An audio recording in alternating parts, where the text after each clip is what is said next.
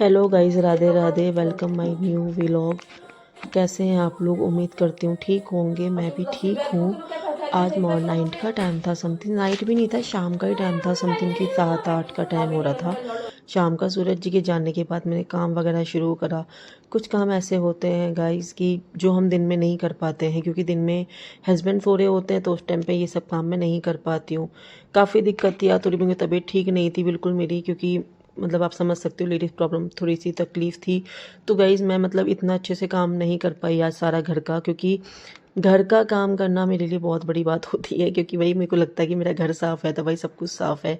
तो मैंने सनी की हेल्प ली। मैं बेटा तो आज कहीं नहीं जाएगा, मैंने उसको बड़े प्यार से पहले ही समझा दिया था कि बच्चा मैं अकेले सब कुछ हैंडल नहीं कर पाऊँगी, तू आज खेलने मत जाना और तू मेरे साथ काम करवा लेना बेटा, मैं बहुत तबीयत ठीक नहीं है मेरी।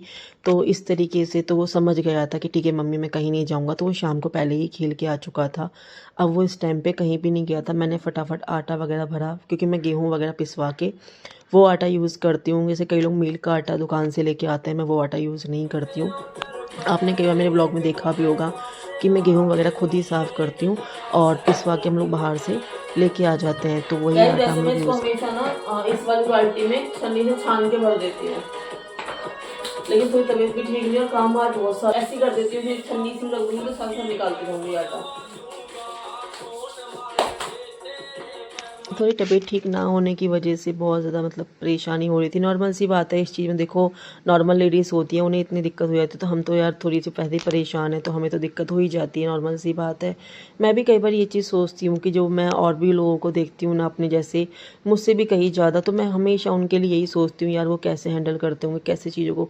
एक लड़की को सच में यार बहुत सी चीज़ें हैंडल करनी पड़ती है, बहुत सी दिक्कतों का सामना करना पड़ता है। मैं ये नहीं कहूँगी कि लड़के लोग भाई मेहनत नहीं करते हैं, उन्हें को बहुत टेंशन होती है, लेकिन एक लड़की को अगर देखा जाए ना तो क्या बोलते हैं उसे, देखो कपड़े ही पूरी तरीके से पहनने पड़ते हैं। दूसरी बात उसे एक, अगर वो परिवार के अंदर है, जॉइंट फैमिली में, तो उसे घूंघट पर्दा भी करना पड़ता है। उसकी कंडीशनों को कोई नहीं समझता भाई कि वो परेशान है। अगर देखो समझा जाता तो मेरे ससुराल वाले मुझे भी कब का बोल चुके होते कि भाई तुम घूंघट मत किया करो, या फिर तुम चलो ये चीज़ मैनेज हो जाएगी, ये चीज़ तुम मत किया करो। मैं रियलिटी बताऊँ, अभी तक आप लोग मेरे ससुराल के वालों फैमिली से कभी मिले नहीं हो, क्योंकि मैं अपना हस्बैंड के साथ ही रहती हूँ, और कभी मैं गाँव वगैरह जाती हूँ तो आपने मेरे ब्लॉगों में देखा भी होगा कि मैं किस तरह सर पे पल्लू करके रहती हूँ। तो रीति रिवाज गाइस सबको सेम निभाने पड़ते हैं, अलग अलग रीति रिवाज किसी के लिए नहीं बने होते। और रीति रिवाज ना हम इंसान ही बनाते हैं, भगवान बना के नहीं भेजता।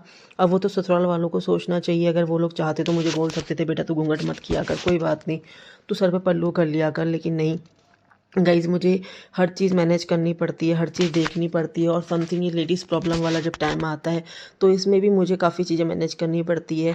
बट मैं थैंक गॉड, मैं भगवान का बहुत ज़्यादा शुक्राना करती हूँ कि उन्होंने मुझे इतना अच्छा हस्बैंड दिया, कि सबसे बड़ी बात है वो मुझे बहुत समझता है गाइज़। वो आदमी ना मुझे सच में बहुत ज़्यादा समझता है, वो बहुत ज़्यादा केयर भी करते हैं मेरी, ऐसी बात नहीं है। देखो कहते हैं कि अगर हम हैंडीकैप हैं और हम पूरी तरह किसी पर डिपेंड होकर बैठ जाएंगे ना, तो फिर तो हर कोई आदमी देखो नाराज़ होगा, क्योंकि हर कोई आदमी यही चाहता है कि भाई मुझे मेरी वाइफ ऐसी मिले जो एटलीस्ट कुछ ना हो तो मेरे घर को तो संभाल ले, समझ रही हो, मेरे बच्चे को संभाल ले। तो हम उस पर ये नहीं कह सकते कि हम हैंडीकैप हैं, भाई हम नहीं कर सकते, क्योंकि हम उसकी लाइफ में उसका सहारा बन के आए हैं, उसके ऊपर बोझ बन के नहीं आए हैं। जब वो इंसान हमें इतना समझता है तो हम क्यों ना उसको समझें, नॉर्मल सी बात है गाइज। ठीक है, तो ये चीज़ें लाइफ में अक्सर होती रहती है, मेरे साथ भी होती है। मैं भी ये लोअर टी शर्ट वगैरह होते हैं, ऐसे कपड़े मैं अपने ही कमरे में पहन पाती हूँ। अगर मैं घर के बाहर जाती हूँ, ससुराल जाती हूँ, तो मुझे साड़ी या सूट पहनना पड़ता है। ससुराल मेरे बहुत मुश्किल से मुझे सूट अलाउड किया गया था कि चलो कोई नहीं है, लड़की सूट पहन लेगी। लेकिन जब मैं गाँव में गई थी तो बहुत लोगों ने ऑब्जेक्शन उठाया था, भाई साड़ी पहना करो, सूट क्यों नहीं पहनती हो, ये वो। तो मेरे ससुर जी हैं, मेरी सास नहीं है, मेरे ससुर जी ने मुझे ये बोला कि कोई बात नहीं भाई, सूट पहन लिया करो। और चीज़ें फिर मुझे घूंघट वगैरह तो करना पड़ता है ही। और जैसे कि मेरे, आपको पता है, मैंने कई बार बताया भी है कि मेरे हस्बैंड के 5 भाई हैं, तो मैं सेकंड नंबर पे हूँ।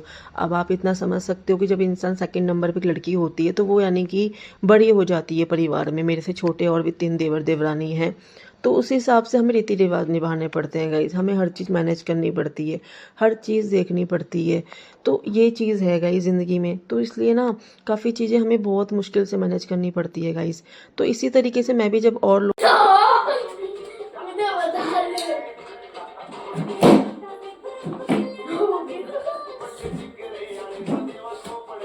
गाइस लगा लिखा है पटरे पर खड़ो के सामान टांगता है। आपको तो मुझे मैजिक टांग रहे हो। मुझे बता रहे हो।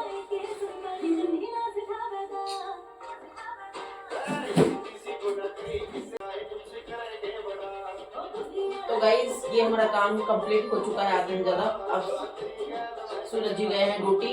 सब्जी मैं सुबह के लिए काट रही हूँ, सनी बीच में डिस्टर्ब नहीं करती। ये सब्जी मैं सुबह के लिए काट के रख रही हूँ। गाइस जैसे इसने आलू पराठे खा लिए हैं, आलू पराठे बनाए थे और अब इसको मैगी खानी है तो मैगी खा रहा है बना के थोड़ी सी। मैंने बोला खा ले चल कोई नहीं। बताओ कौन सी मैगी आप जब भी मैगी खा रहा है।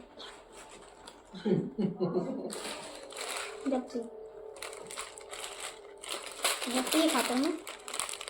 गाइस सनी ने बनाई है मैगी, देखो ऐसे अपने आप बनाई इसने। एक बैठ खाऊंगी भाई क्योंकि मैंने तोड़ी भी है। बस जाओ जाओ जाओ। खा लो, मैं शाम को रोटी बनाऊंगी। तो यही बात है गाइस, यही फ़र्क होता है आदमी में और लेडीज़ में। अगर आदमी डिसेबल हो, कोई दिक्कत है तो वो एक बार को मैनेज कर लेता है हर चीज़ों को, उससे कपड़े भी नॉर्मल हिसाब से पहनने पड़ते हैं। बट हमें देखो अपने दुपट्टा हो गया, कपड़े हो गए, वो भी संभालने पड़ते हैं, खुद को मैनेज करना पड़ता है। हम गिर ना जाएँ, कोई कपड़ा हमारे बैसाखी में किसी चीज़ में अटक ना जाए, फिर हम गिर जाएँ, तो हमें बहुत सी चीज़ें मैनेज करनी पड़ती है गाइस।